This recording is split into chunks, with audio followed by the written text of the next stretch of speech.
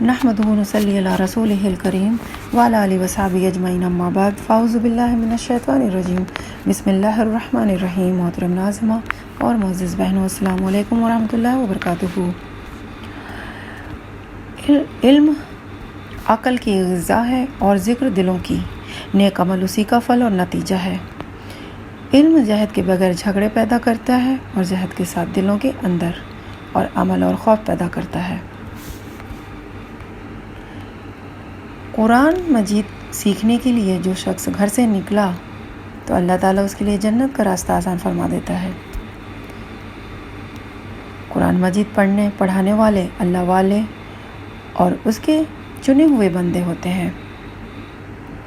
قرآن مجید کا علم سیکھنے والوں کے لیے زمین و آسمان کی ہر چیز حتیٰ کہ پانی کے اندر مچھلیاں بھی دعا کرتی ہیں۔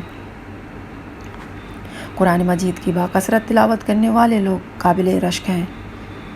قرآن مجید کی باکثرت تلاوت کرنے والا قیامت کے روز مقرر فرشتوں کے ساتھ کھڑا ہوگا۔ اللہ سے دعا ہے کہ ہم سب بھی انہی فرشتوں کے ساتھ شامل ہوں اور ہم قرآن سیکھیں اور سکھائیں۔ اللہ تعالیٰ سے دعا کرتے ہیں کہ ہمیں قرآن کی سمجھ عطا فرمائے اور عمل کرنے کی توفیق بھی عطا فرمائے۔ آیت تیسرا پارہ کا آغاز کرتے ہیں۔ اعوذ باللہ من الشیطان الرجیم بسم اللہ الرحمن الرحیم۔ اعوذ باللہ من الشیطان الرجیم بسم اللہ الرحمن الرحیم۔ تلک الرسل فضلنا بعضهم على بعض منهم من كلم الله ورفع بعضهم درجات۔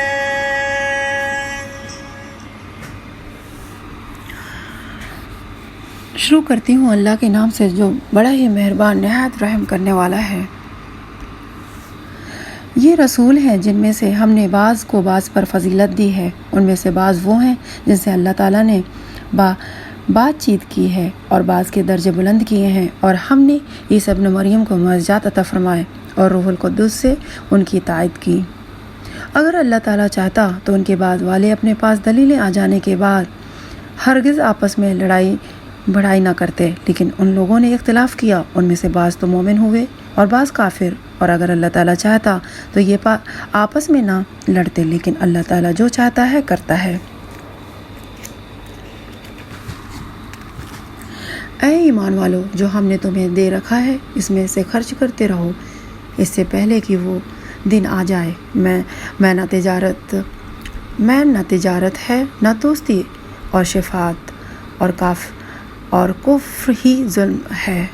اللہ تعالیٰ ہی معبود برحق ہے، جس کے سوا کوئی معبود نہیں، جو زندہ ہے اور سب کا تھامنے والا ہے، جسے نہ اونگ آئے نہ نیند آئے، اس کی ملکیت بے زمین اور آسمان کی تمام چیزیں ہیں۔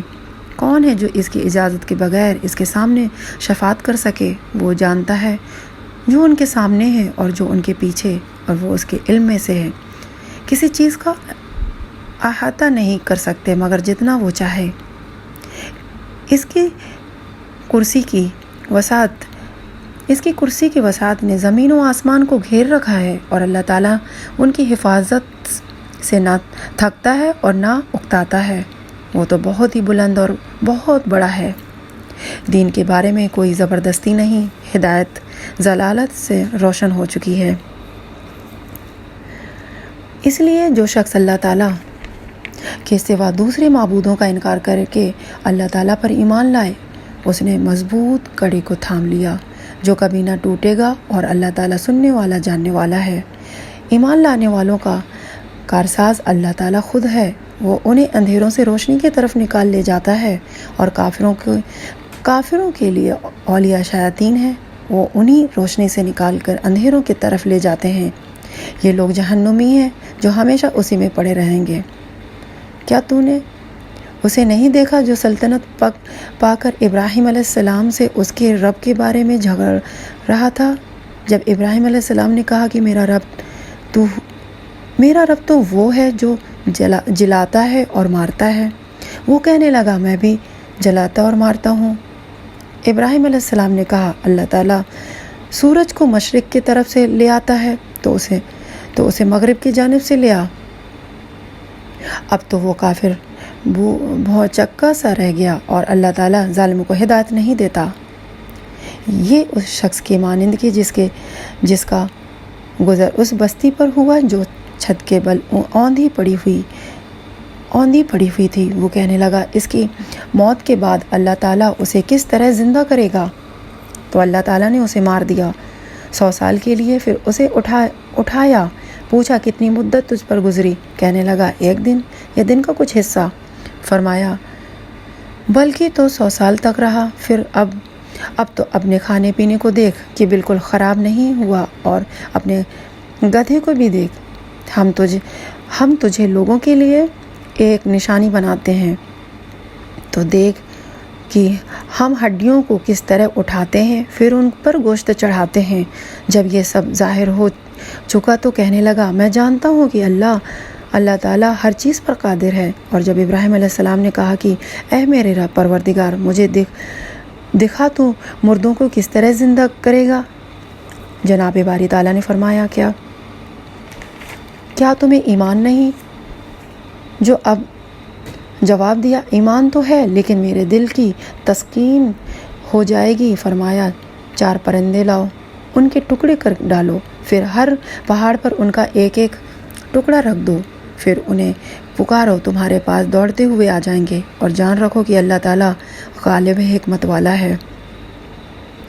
جو لوگ اپنا مال اللہ تعالیٰ کی راہ میں خرچ کرتے ہیں اس کی مثال اس دانے جیسی ہے جس میں سے 7 بالیاں نکلیں اور ہر بالی میں 100 دانے ہوں، اور اللہ تعالیٰ جسے چاہے بڑھا چڑھا کر دے، اور اللہ تعالیٰ کشادگی والا اور علم والا ہے۔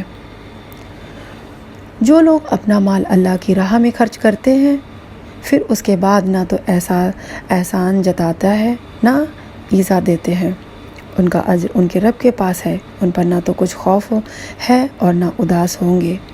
نرم بات کہنا اور معاف کر دینا اس صدقے سے بہتر ہے جس کے بعد ایذا اور رسانی ہو، اور اللہ تعالیٰ بے نیاز اور بردبار ہے۔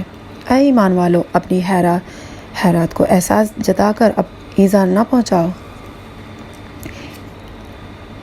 اے ایمان والو اپنی خیرات کو احسان جتا کر اور ایذا پہنچا کر بردبار نہ کرو، جس طرح وہ شخص جو اپنا مال لوگوں کے لیے دکھاوے کے لیے خرچ کرے اور نہ اللہ تعالیٰ پر ایمان رکھے نہ قیامت پر، اس کی مثال اس صاف پتھر کی طرح ہے جس پر تھوڑی سی مٹی ہو، پھر اس پر زوردار پانی برسے اور وہ اس کے بالکل صاف اور سخت چھوڑ دے، اور ریاکاروں کو اپنی کمائی میں سے کوئی چیز ہاتھ نہیں لگتی، اور اللہ تعالیٰ کافروں کی قوم کی سیدھی راہ نہیں دکھاتا۔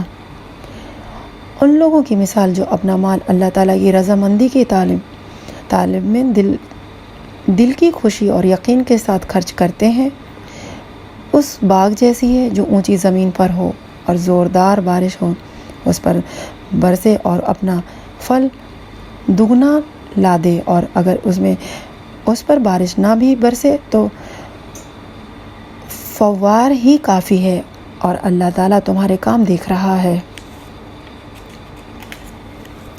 کیا تم میں سے کوئی بھی یہ چاہتا ہے کہ اس کا کھجوروں اور انگوروں کا باغ ہو جس میں نہریں بہہ رہی ہوں اور ہر قسم کے پھل موجود ہوں؟ اس شخص کا بڑھاپا آ گیا ہو، اس کے ننھے سے بچے بھی ہوں، اور اچانک باغ کو باغولا لگ جائے جس میں آگ بھی ہو، بس وہ باغ جل جائے۔ اس طرح اللہ تعالیٰ تمہارے لیے آیتیں بیان کرتا ہے تاکہ تم غور فکر کرو۔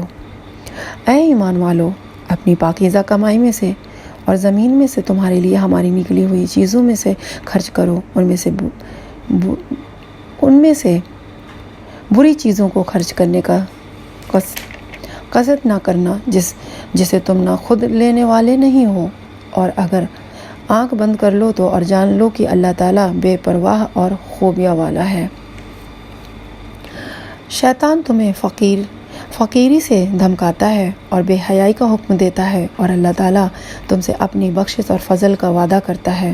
اللہ تعالیٰ وسعت والا اور علم والا ہے، وہ جسے چاہے حکمت اور دانائی دیتا ہے، اور جو شخص حکمت اور سمجھ دیا جائے وہ بہت ہی ساری بھلائی دیا گیا، اور جو شخص حکمت اور سمجھ جس کو دی جائے وہ بہت ہی ساری بھلائی دیا گیا انسان ہے، اور نصیحت صرف عقل مند ہی حاصل کرتے ہیں۔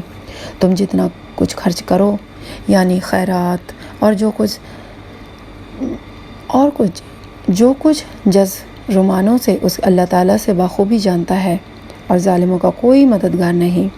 اگر تم صدقے خیرات کا ظاہر کرو تو وہ بھی اچھا ہے، اور اگر تم میں سے پوشیدہ مسکینوں کو دے دو تو یہ تمہارے حق میں بہتر ہے۔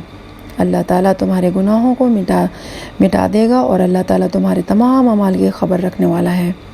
انہیں ہدایت پر لا کھڑا کرنا تیرے ذمہ نہیں، بلکہ ہدایت اللہ تعالیٰ دیتا ہے جسے چاہتا ہے، اور تم جو بھلی چیز اللہ کی راہ میں دو گے اس کا فائدہ خود پاؤ گے۔ تمہیں صرف اللہ کی رضامندی کے طلب کے لیے ہی خرچ کرنا چاہیے۔ تم جو کچھ مال خرچ کرو گے اس کا پورا بدلہ تمہیں دیا جائے گا، اور تمہارا حق نہ مارا جائے گا۔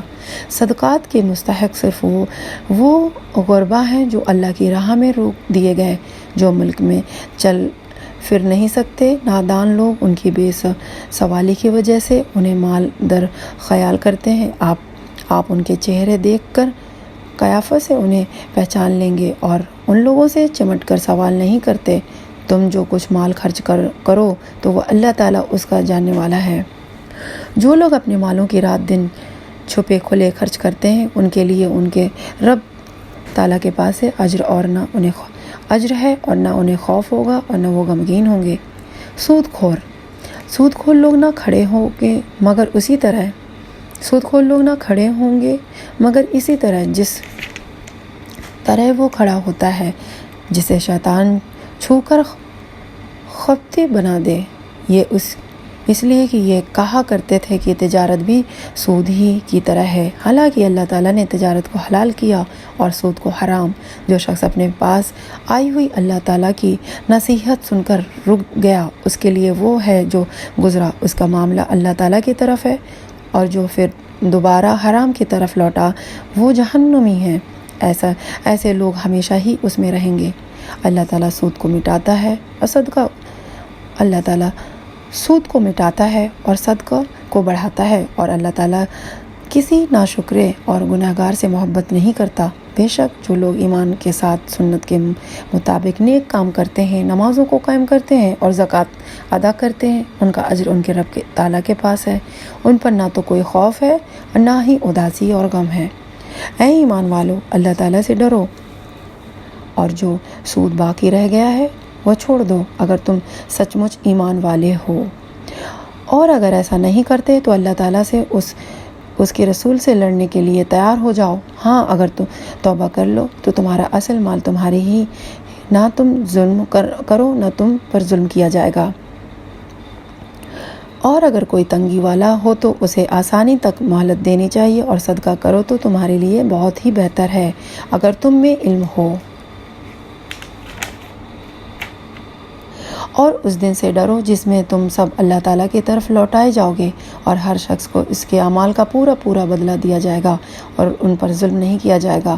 اے ایمان والو، جب تم آپس میں ایک دوسرے سے میعادہ قرار قرض کا معاملہ کرو تو اسے لکھ لیا کرو، اور اسے لکھنے والے کو چاہیے کہ تمہارے آپس کا معاملہ عدل سے لکھیں۔ کاتب کو چاہیے کہ لکھنے سے انکار نہ کرے، اور جیسے اللہ تعالیٰ نے اسے سکھایا بس اس سے بھی لکھ دینا چاہیے، اور جس کے ذمہ حق ہو وہ لکھوائے، اور اپنے اللہ تعالیٰ سے ڈرے جو اس کا رب ہے، اور حق میں سے کچھ گھٹائے نہیں۔ ہاں، جس شخص کے ذمہ حق ہے وہ اگر نادان ہو یا کمزور ہو یا لکھوانے کی طاقت نہ رکھتا ہو تو اس کا ولی عدل کے ساتھ لکھوا دے، اور اپنے میں سے 2 مرد گواہ رکھ لو۔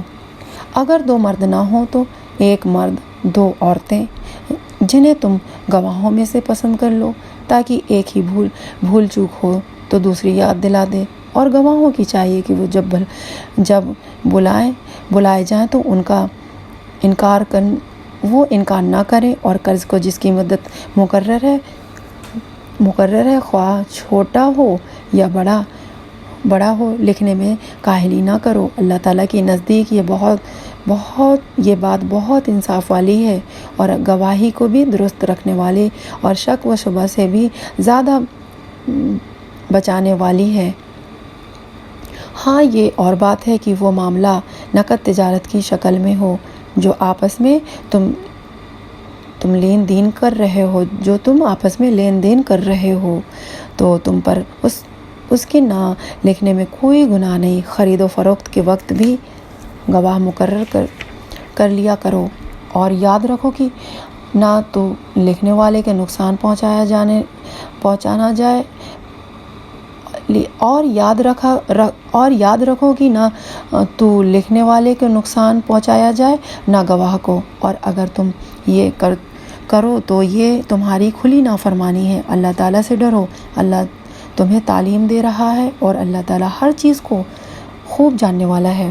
اور اگر تم سفر میں ہو اور لکھنے والا نہ پاؤ تو رہن قبضہ میں رکھ لیا کرو۔ ہاں اگر آپس میں ایک دوسرے سے مطمئن ہو تو جسے چاہے امانت دی گئی ہے وہ اس کو ادا کر دے اور اپنے اللہ تعالیٰ سے ڈرتے رہا کرو جو اس کا رب ہے۔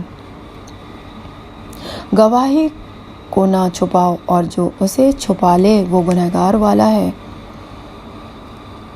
جو اسے چھپا لے وہ گنہگار دل والا ہے، اور جو کچھ تم کرتے ہو اسے اللہ تعالیٰ خوب جانتا ہے۔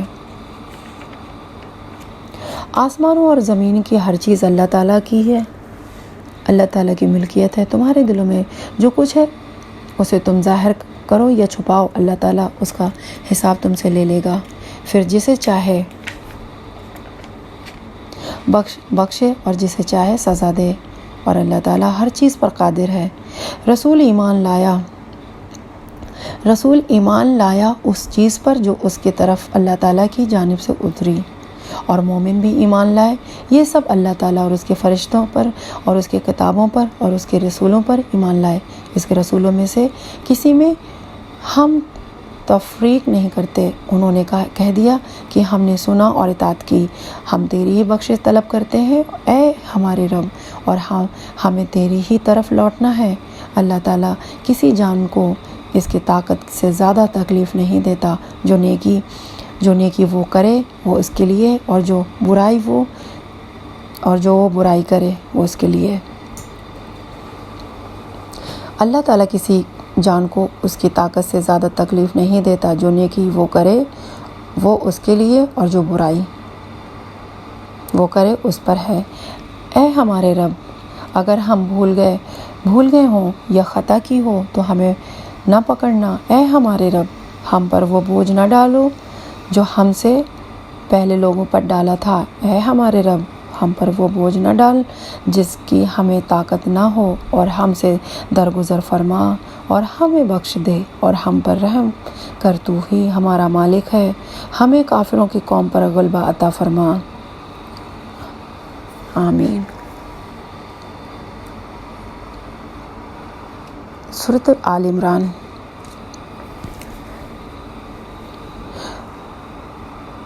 بسم اللہ الرحمن الرحیم۔ یہاں سے سورۃ آل عمران شروع ہوتی ہے، سورۃ البقرہ مکمل ہوئی۔ ہم اسی آڈیو میں سورۃ آل عمران کی بھی کچھ آیتوں کا ترجمہ سنتے ہیں۔ سورۃ آل عمران مدنی ہے، اس میں 200 آیات اور 20 رکوع ہیں۔ شروع کرتی ہوں اللہ کے نام سے جو بڑا ہی مہربان نہایت رحم والا ہے۔ الف لام میم، اللہ الہ الحی القیوم۔ الف لام میم، اللہ تعالیٰ وہ ہے جس کے سوا کوئی معبود نہیں، جو زندہ اور سب کا نگہبان ہے، جس نے آپ پر حق کے ساتھ اس کتاب کو نازل فرمایا ہے جو اپنے سے پہلے کی تصدیق کرنے والی ہے۔ اسی نے اس سے پہلی تورات اور انجیل کو اتارا تھا، اس سے پہلے لوگوں کے ہدایت کرنے والے بنا کر، اور قرآن بھی اس کے انہیں اتارا۔ جو لوگ اللہ تعالیٰ کی آیتوں سے کفر کرتے ہیں ان کے لیے سخت عذاب ہے، اور اللہ تعالیٰ غالب ہے اور بدلہ لینے والا ہے۔ یقیناً اللہ تعالیٰ پر زمین و آسمان کی کوئی چیز پوشیدہ نہیں۔ وہ ماں کے پیٹ میں تمہارے صورتیں جس طرح کی چاہتا ہے بناتا ہے، اس کے سوا کوئی معبود برحق نہیں، وہ غالب ہے، حکمت والا ہے۔ وہی اللہ تعالیٰ ہے جس نے تجھ پر کتاب اتاری جس میں واضح مضبوط آتے ہیں جو اصل کتاب ہے، اور بعض متشابہ آتے ہیں، بس جن کے دلوں میں کجی ہے وہ تو اس کے متشابہ آیتوں کے پیچھے لگ جاتے ہیں، فتنے کے طلب اور ان کے مراد کی جستجو کے لیے، حالانکہ ان کے حقیقی مراد کے سوائے اللہ تعالیٰ کے کوئی نہیں جانتا، اور پختہ مضبوط علم والا یہی کہتے ہیں کہ ہم تو ان پر ایمان لا چکے ہیں، یہ ہمارے رب کی طرف سے ہے، اور نصیحت تو صرف عقل مند حاصل کرتے ہیں۔ اے ہمارے رب، ہمیں ہدایت دینے کے بعد ہمارے دل ٹیڑھے نہ کر دے، اور ہمیں اپنے پاس سے رحمت عطا فرما، یقیناً تو ہی بہت بڑے عطا دینے والا ہے۔ اے ہمارے رب، تو یقیناً لوگوں کو ایک دن جمع کرنے والا ہے جس کے آنے میں کوئی شک نہیں، یقیناً اللہ تعالیٰ وعدہ خلافی نہیں کرتا۔ کافروں کو ان کے مال اور ان کی اولاد اللہ تعالیٰ کے عذاب سے چھڑانے میں کچھ کام نہ آئے گی، یہ تو جہنم کا ایندھن ہی ہے۔ جیسا آل فرعون کا حال ہوا اور ان کا جو ان سے پہلے تھے، انہوں نے بھی ہماری آیتوں کو جھٹلایا، پھر اللہ تعالیٰ نے بھی انہیں ان کے گناہوں پر پکڑ لیا، اور اللہ تعالیٰ سخت عذاب والا ہے۔ کافروں سے کہہ دیجئے کہ تم عنقریب مغلوب کیے جاؤ گے اور جہنم کی طرح جمع کیے جاؤ گے، اور وہ بڑا ٹھکانہ ہے، اور جہنم کی طرف جمع کیے جاؤ گے اور وہ برا ٹھکانہ ہے۔ یقیناً تمہارے لیے عبرت کی نشانی تھی ان دو جماعتوں میں جو گتھ گئی تھی، ایک جماعت تو اللہ تعالیٰ کی راہ میں لڑ رہی تھی اور دوسرا گروہ کافروں کا تھا، انہیں اپنی آنکھوں سے اپنے سے دوگنا دکھتے تھے، اور اللہ تعالیٰ جسے چاہے اپنی مدد سے قوی کرتا ہے، یقیناً اس میں آنکھوں والوں کے لیے بڑی عبرت ہے۔ مرغوب چیزوں کی محبت لوگوں کی مسترین کر دی گئی ہے، جیسے عورتیں اور بیٹے اور سونا اور چاندی کی جمع کی ہوئے خزانے اور نشاندار گھوڑے اور چوپائے اور کھیتی، یہ دنیا کی زندگی سامان ہے، اور لوٹنے کا اچھا ٹھکانہ تو اللہ ہی تعالیٰ کے پاس ہے۔ صدق اللہ العظیم۔ سورۃ آل عمران کی 14 آیت نمبر تک ترجمہ آپ سن رہے تھے۔ وآخر دعوانا ان الحمدللہ رب العالمین۔